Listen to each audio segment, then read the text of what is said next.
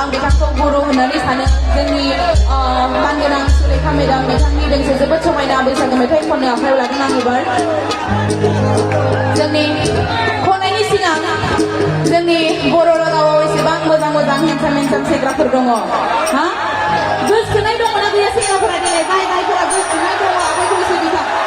थानायफोरा आखाइखौ एसे दिखांना होलाय देलाय सेंग्राफोर दंजोबो दं ओमफ्राय सिख्लाफोरालाय गोसोनाय दङ ना गैया सिख्लाफोरा आखाइखौ एसे दिखांना होलाय देलाय दङ ना गैया दङ ना गैया जागोनहाय दानियानो